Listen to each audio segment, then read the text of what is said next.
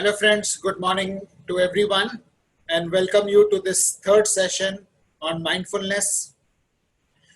Today our focus is going to be on the foundational aspect of mindfulness, which is attention training. And if it is okay with you, I'll quickly take 5 to 10 minutes and run through what we have done in the past two sessions. There are some people who have logged in for the first time today, so it will help them familiarize themselves with the concept, and also for the benefit of those who have attended earlier, it will just be a quick recap. So allow me 5 to 10 minutes, and then we will do a mindfulness practice today. Today the mindfulness practice will be about 20 minutes. Thereafter, we will delve into understanding attention, and then we will finish with a question and answer. That's broadly the flow of the session today. Attention training is the foundational component of mindfulness. It helps us be rooted in the present and become calm and happier. We will see that, more of that. These are very challenging times. A lot of people are, when there was a lockdown, we were, worried about not being able to get to office. Now that when we are getting to start offices and start going back to offices, we are worried about our safety. What will happen? People are, because of stress, people are not able to sleep. There is anxiety about the future. There's so many things which are happening around us. So let us see how mindfulness can help us become calm. This is me with my family. I live in Gurgaon and I work as a senior consultant and trainer with Limra Loma. Limra Loma is a 100-year-old organization which has got more than 1,500 life insurance companies as their members. I started out as a mindfulness trainer 2 years back and actively train employees in the corporate sector on mindfulness. I'm privileged to be able to interact with all of you today. This is an initiative which has been taken by Visit app. Visit app is one of the foremost apps in the area of lifestyle consulting. More than 4 lakh people have downloaded this app. More than 30,000 employees in IBM are using this app for scheduling their one-to-one nutritionist consultations. A lot of lifestyle ailments can be taken care of by getting the diet right. So I'll urge you to use the Visit app to book your consultations with the nutritionist, track your symptoms, and for other benefits which are there in this. One thing I would urge you to stay focused on is to get that one golden nugget from the session today, which can help you transform your life. There may be things you agree with. There may be things which I say you don't agree with, but best is to try it out. Mindfulness is an experiential practice. What may be true for me may not be true for you, and vice versa. So till you try it, don't junk anything and be focused on getting that one golden nugget out of the session today. 3 ground rules. Please keep a notepad and pen ready with you. Prefer if you can log in from your desktop or laptop, and please make it, please be in a place where you are not disturbed for next 50 to 60 minutes. If you can't lock yourself out, at least put out a post-it or some message which lets people know that you are not to be disturbed. That's how you will get the most of this practice. As we discussed earlier, mindfulness is an ancient practice which is got its roots in the Vipassana meditation, which was taught by Gautam Buddha about 2,500 years back.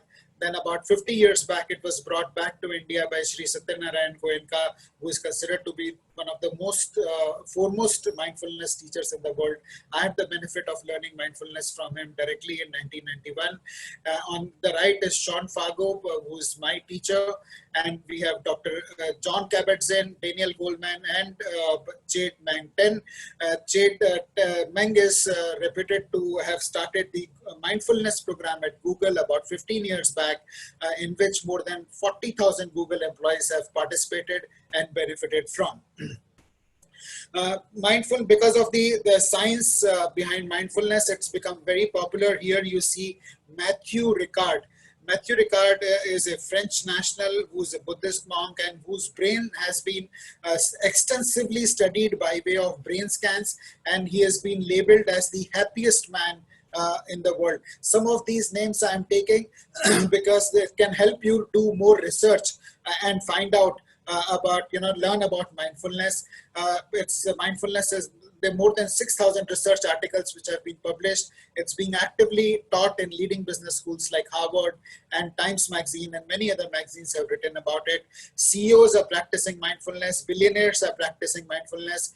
Most of the Fortune 500 companies have got mindfulness embedded deeply into their organizational learning and development programs. IBM is one of such organizations which has got a very powerful mindfulness program. And once again, I would like to express my gratitude to Visit App and to IBM for providing me this opportunity for interacting with you today.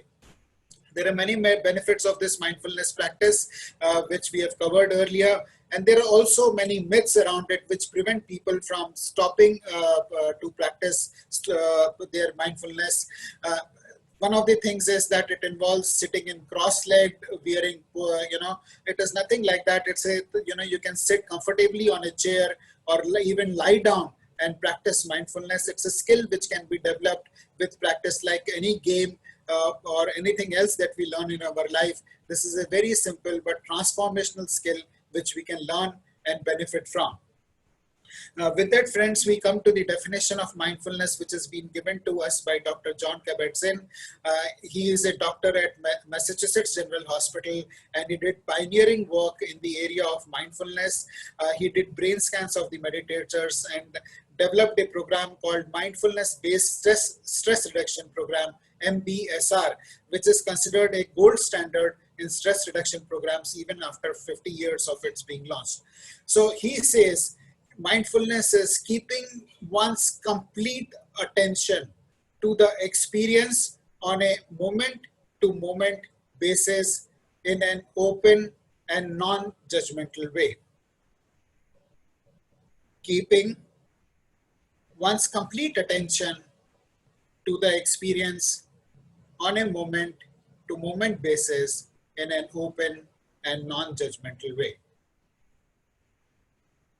To understand this definition better, we need to look at the 5 components of mindfulness, which are attention, open awareness, acceptance, identification, and choice. In the session yesterday, we covered all these 5 components in a little bit more depth, but today is a special day where we are going to be focused only on attention, which is the foundation of mindfulness. So friends, like we can't learn swimming by hearing about it, mindfulness is best learned by practicing it. So I invite you for a 20-minute session of mindfulness. Please sit comfortably in any posture that suits you.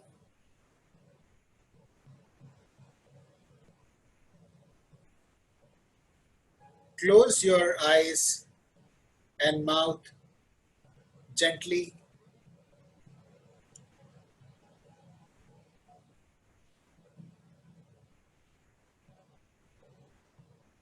Chin parallel to the ground.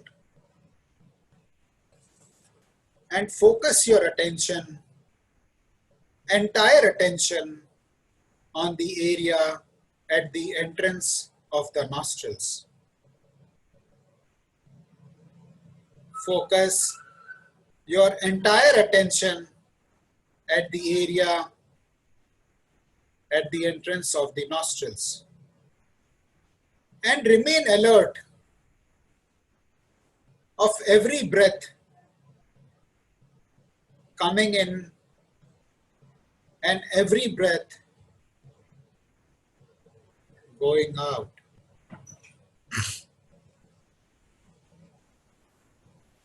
Remain alert of every breath coming in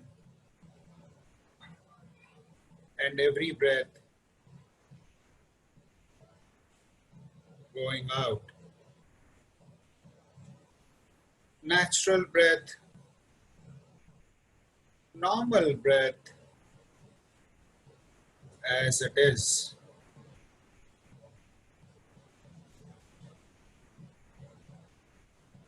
We allow the breathing to happen naturally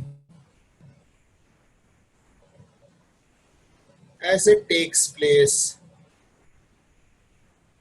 by itself.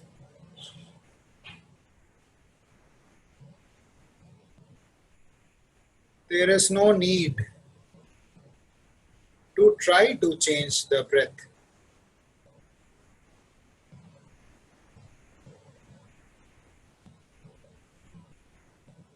Simply follow the breath as it comes in and as it goes out.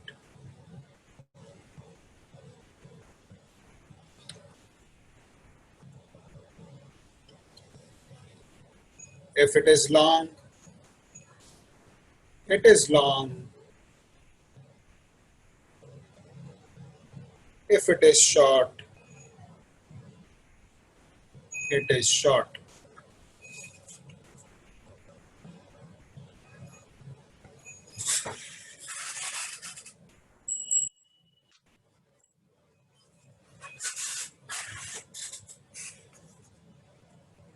Passing through left nostril,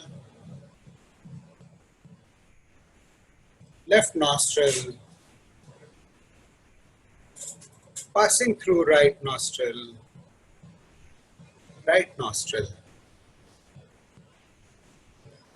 or through both the nostrils.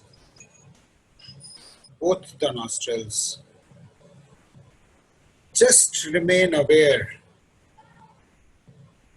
do nothing. Just remain aware.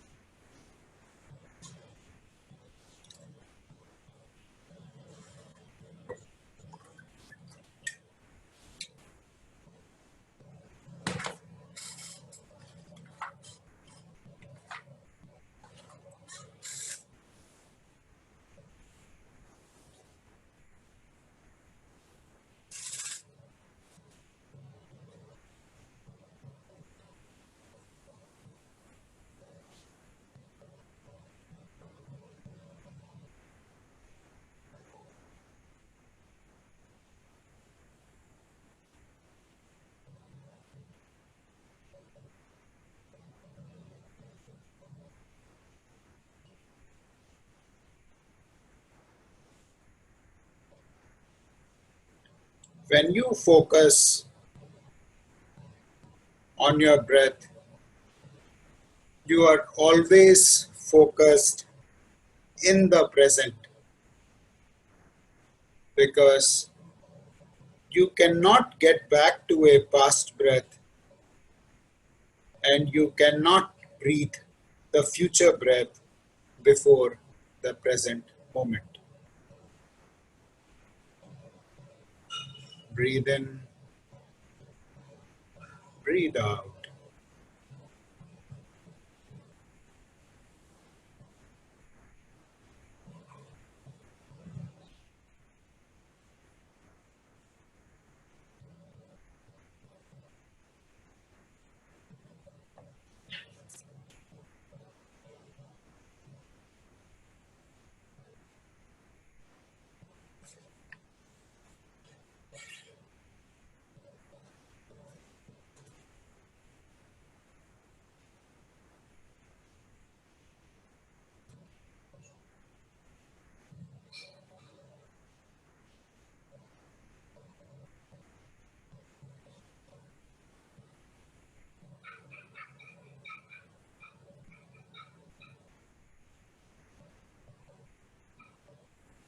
Remain alert,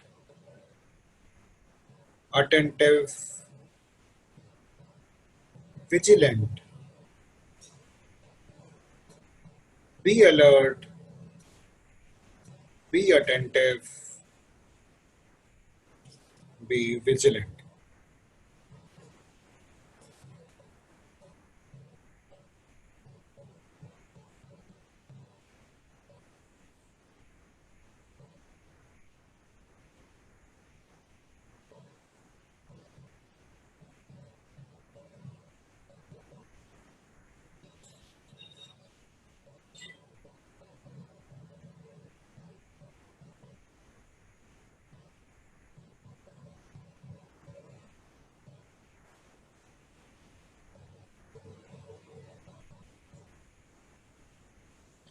constantly aware of the breath, the incoming breath, the outgoing breath, incoming breath, outgoing breath.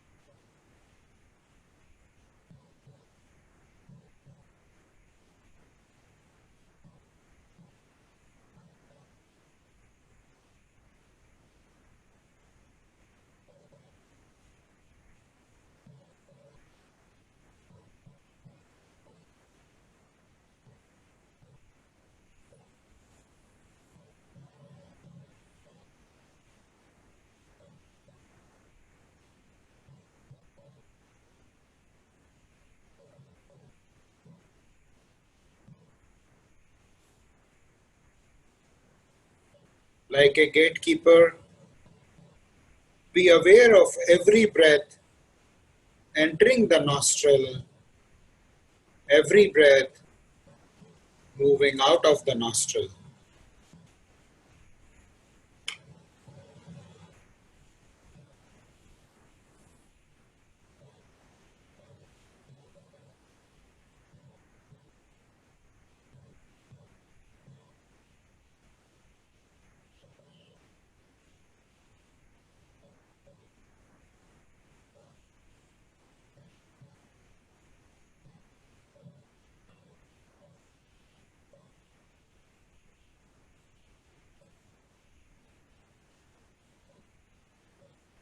Like a watchman, be aware of every breath entering the nostril, every breath moving out of the nostril.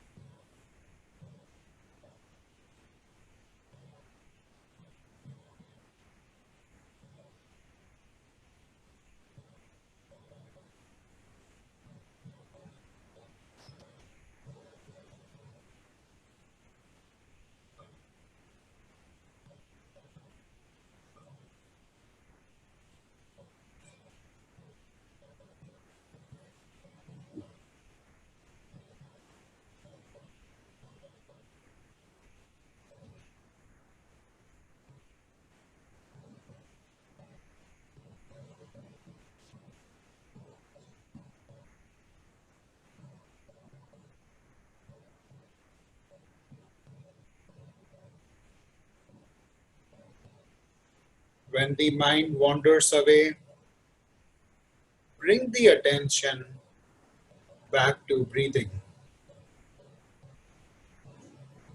This process is not a problem or mistake in mindfulness meditation. When the attention drifts from the breathing, we simply bring it back. This is how we practice mindfulness of breath.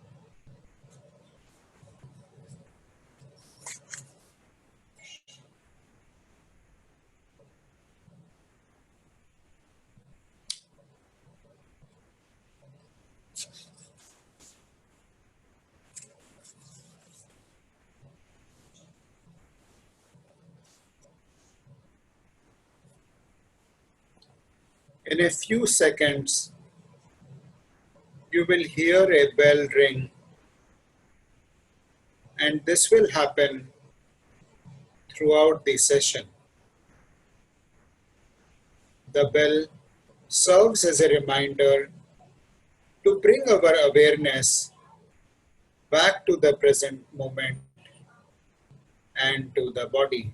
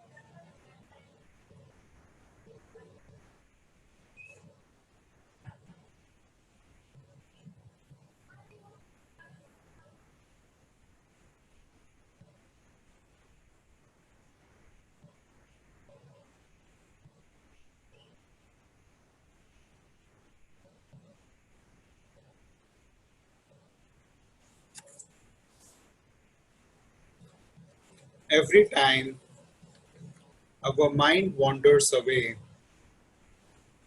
we identify which objective appeared, what drew our attention. Was it a thought or sound or emotion?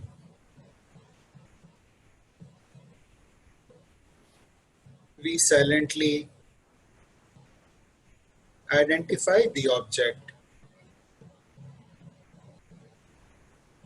If thought appeared,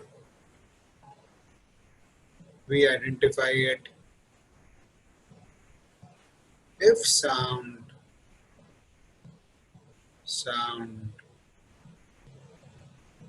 If emotions appeared,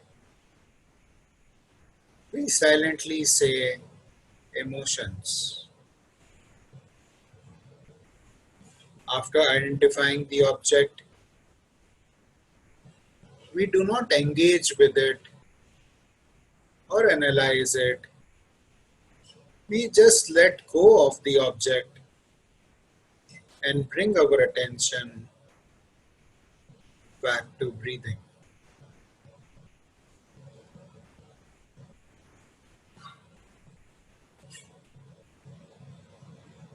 Every time we breathe in, know that you are breathing in. Every time you breathe out, be aware that you are breathing out.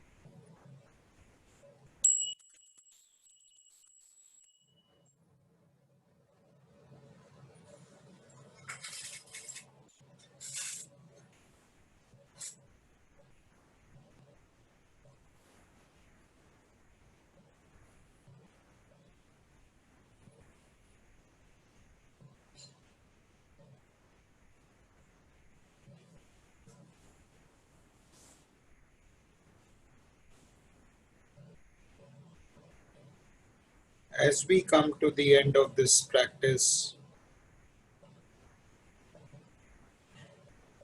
take a full deep breath,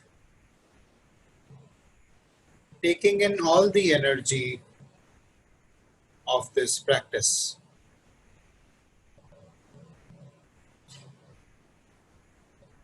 And when you are ready, open your eyes and return your attention to the present moment.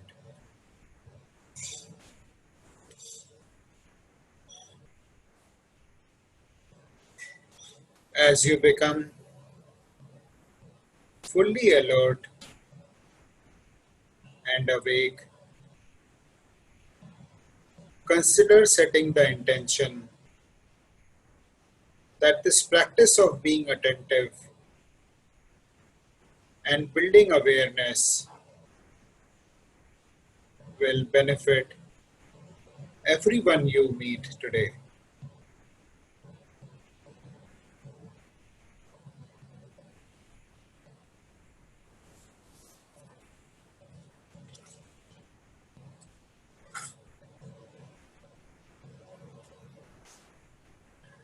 Hello, friends. Once you are ready, please do share your experiences of the mindfulness meditation in the chat box.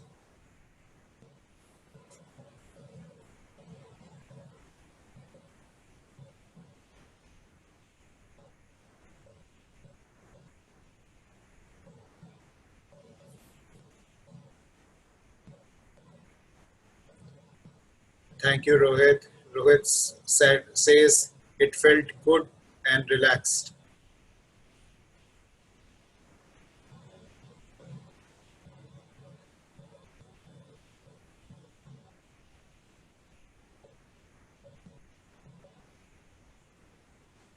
How did others feel?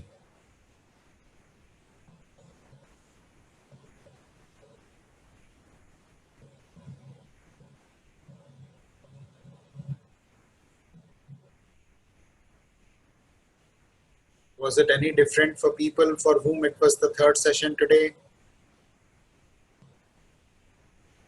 Subhashish says, eased out the stress to a good extent. It eased out the stress to a good extent.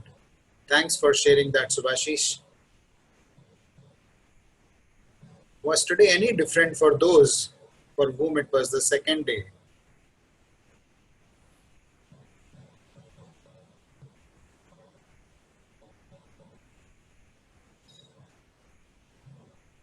Malini says, lots of thoughts today, difficult to concentrate than yesterday. I think that's very well said, Malini. That's a challenge many people face, and that is what the focus of our discussion today is. Wandering of mind is very, very normal and natural. We should be gentle with ourselves whenever we find that our mind is wandering and bring it back to the present moment. The present moment plays a fundamental role in mindfulness, but we are often not in the present moment. Where are we? We are either in the past, what happened yesterday, what happened last month, last year, or in the future. This is what I need to do after this mindfulness class is over. I have an interview to give. I have a project to submit. I have a deadline to meet. We are always flipping between the present and the past and the future, hardly being in the present. And that is one of the reasons why our mind is also called monkey mind. It keeps jumping from one thing to the other, from past to the future, etc. But it is also important for us to understand why this happens. Our mind is hardwired to ensure our survival. And in a way, it is good. If our mind didn't record everything, we would have become extinct as a species many thousands, millions of years back. You can understand mind better by thinking of a hard disk.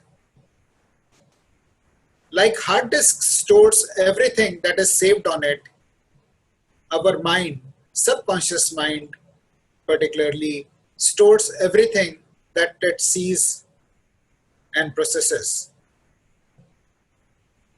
That is good and bad both. Let me explain how.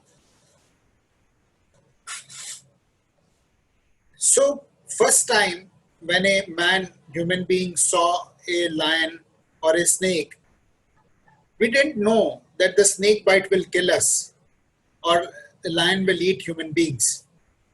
But over a period of time, when the people saw that wild animals kill and eat, that memory started getting etched, those incidents started getting etched into our subconscious mind.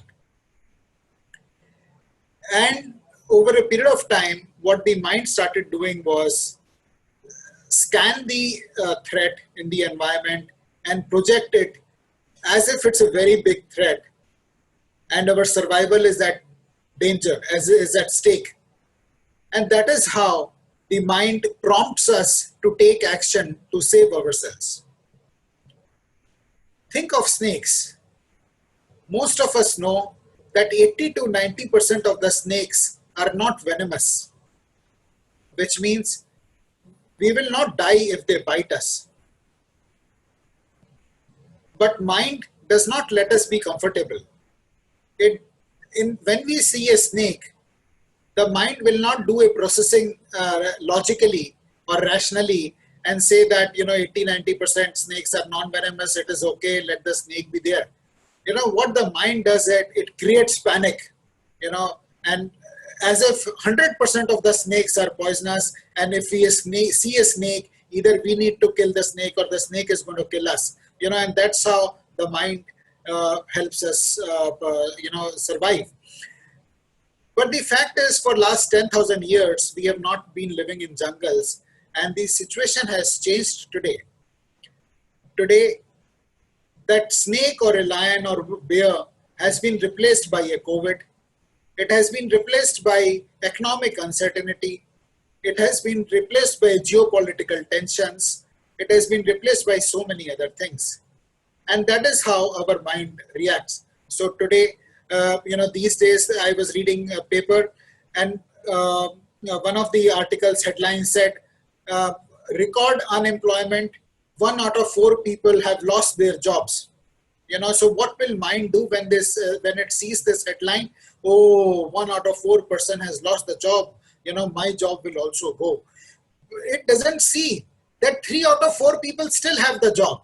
But it will, because the prime role of the mind is to support us, to protect us. It will highlight that danger and it will exaggerate it, and it will make us believe as if our own job is at stake. And the thing about mind is, the thing about thoughts is that each thought will attract another thought which is similar to it. So if there is a thought of worry, the next thought will be of anxiety and then depression.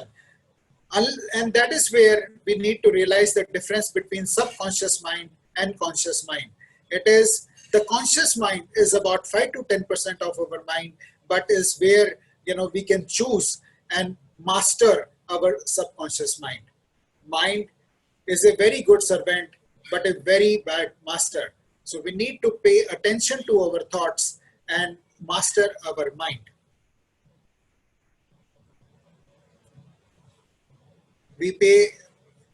Most of us are gainfully employed, have food to eat, have family members around us, have roof over our head, but we are constantly worried about what might happen in the future because of the uncertainty which is there. And the mind is very uncomfortable with uncertainty. And the reason is linked to the example which I gave you of the hard disk. If we go and look for a file in the hard disk which I have not saved there, then I'll not find it. Similarly, our subconscious mind can only produce what is stored there.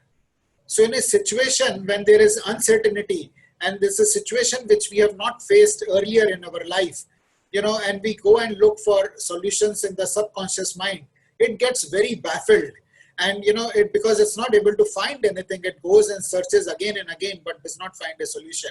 And that is where we need to start focusing on our conscious mind, which is where our faculty of imagination and creativity is. And when we are present in the now, when we are conscious of what we are doing, can we come up with creative solutions to the challenges that we are facing in our life.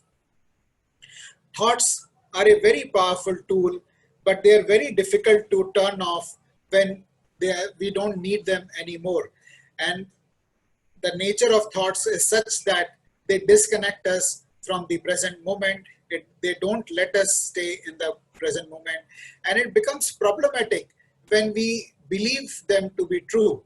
It is funny that we believe all our thoughts to be true. Let me give you an example. If there is a political leader in a particular country, I may think of him as an idiot, but this thought, is it a fact? Is it a truth? We don't know. But because it is our thought, we tend to think it is true. Or I may think a particular political leader in a particular country is a very good person. But is that true? It may not be. It may be. But because it is my thought, I tend to think it to be true. We need to realize that our thoughts are not statements of facts. And we need to observe them very, very carefully rather than get caught in the train of thoughts. By practicing mindfulness, we become aware of our thoughts, and we start watching them, and then we become empowered to deal with them. We have more than 50,000 thoughts in a day, and if they are creative, they are good, but it can be problematic if we get caught in the train of thoughts and we just get carried away. Normally, the way we deal with thoughts is by suppressing them, wishing them away, or distracting our mind. I'll pause here for a minute and like to hear from you in the chat. What is the challenge with suppressing thoughts? Or what is the challenge in trying distraction as a strategy to deal with our thoughts? How do we suppress thoughts? Is it addiction? How? How do we distract our mind? I'll pause for a moment here and like to hear your comments in the chat section.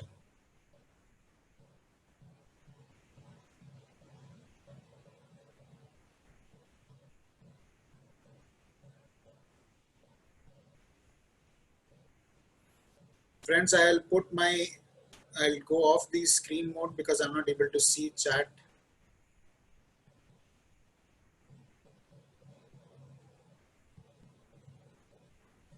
Yeah.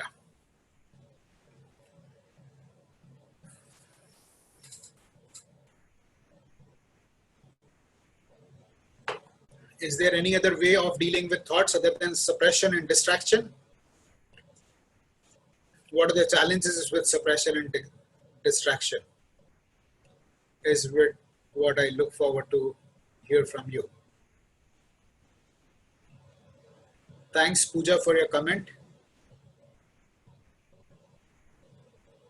Yeah, very well. Malini says, we try and get engaged in routine work or daily work and try to, not pay attention to our thoughts. Yeah, that's a good, very good comment. That's why, many people just keep busy throughout the day, just trying to get going from one thing to the other without consciously thinking what we are doing. Thanks for sharing that, Malini. Really appreciate it. So one of the challenges with suppression is that whatever many of you would be engineers and scientists, and you would know that every action has an equal and opposite reaction. And when we suppress anything, it rebounds. And the problem with distraction is that it is temporary. If I am watching a movie or I get engaged in something, the minute I stop doing that, mind will go back to where it was, and it doesn't really help. What is a better way to deal with thoughts is not to struggle with them, but to deal with them mindfully by observing them, taking them less serious, and letting them pass. The nature of thoughts is such that they are not permanent in nature unless we invite them to come and stay with us. Thoughts are like waves. They rise and they fall. They rise, they fall, they pass away. They're not permanent in nature, unless we get engaged with them. So the best way is when a thought comes, be conscious of the thought that it has come, let it go. It will go on its own. You don't have to do anything, just watch it. And that is the way, we can deal with our stress, we can deal with our anxiety, and we can deal with many other things in our life. Today, for practicing mindfulness or practicing attention, we focus our thoughts on one point, and that point is called an anchor. So today we used breath as an anchor for our mind. There are other things that can be used, like sensations in the body are also an anchor. And on the session on Saturday, which is at 5 p.m., we will be anchoring on the sensations in the body. That's a practice which many people tell me is highly relaxing. So if you found value in the session today, please invite 3 of your colleagues, go and talk about it to your colleagues, and invite 3 of your colleagues to join in the session on Saturday at 5 p.m.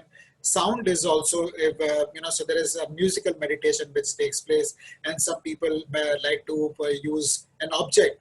So in yoga there is a Tratak meditation which is there. That's another example of focusing on candle and watching your thoughts.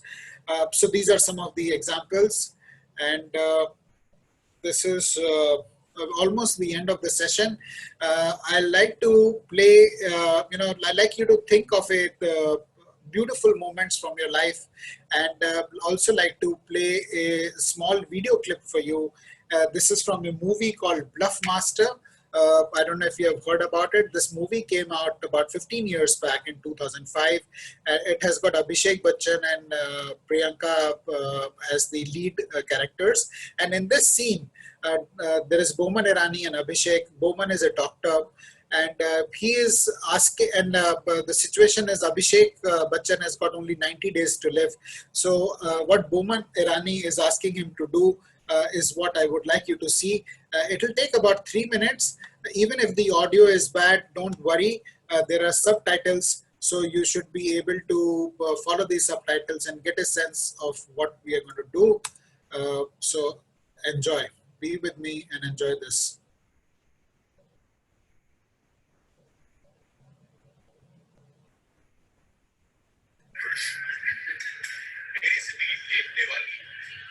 बहुत कम है मेरे पास, बख्शो मुझे please. शेर भैया, मेरी बेटी ने मुझे सुनाया, शेर शायरी का बहुत शौक है उसे। Ashish, we are not able to see the video. You're not able to see the video? Okay, let it be. Okay, so let it be. I'll maybe, I'll put the link in the chat, and maybe you can try and see it later. Thanks for that feedback.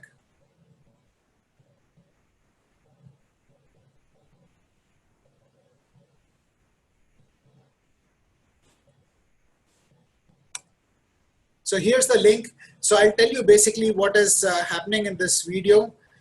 Boman Irani asks Abhishek, how many moments in your life do you remember? And Abhishek is struggling to answer that question. And Boman Irani prompts him to say, how many, Abhishek Bachchan is about 30 years old in this movie. In the 30 years of life, How many moments do you remember in your life? And Abhishek Bachchan is struggling, and Boman Irani feeds him with the fact that, whether it is 5 moments, 10 moments, or forget moments, how many days do you remember? Are there 30 days in your 30 years of life that you remember? And most of the times, we are just rushing through things. We are not paying attention to what is happening. And when we look back in our life, we find there are very few moments which we remember. We struggle to remember in our life. What are the few moments? Maybe I'll leave this as an exercise for you as we are coming to the end of the session. Think of the moments, that when you were the happiest in your life, and what was happening. What was happening in those moments. Where was your attention, and were you living in the moment, or were you worried about the problems you were having? So normally when we are happy, we are always in the present moment. We are not in the past, or we are not in the future. We are living in the present. And the reverse is also true. When we are in the present, we are happy.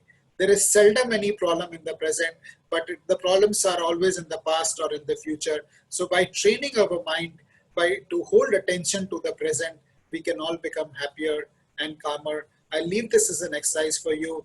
Think of the beautiful moments in your life, and think what you were doing there.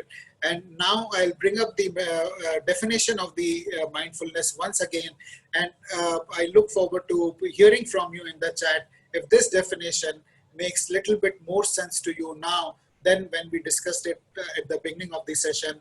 Keeping one's complete attention to the experience on a moment-to-moment basis in an open and non-judgmental way.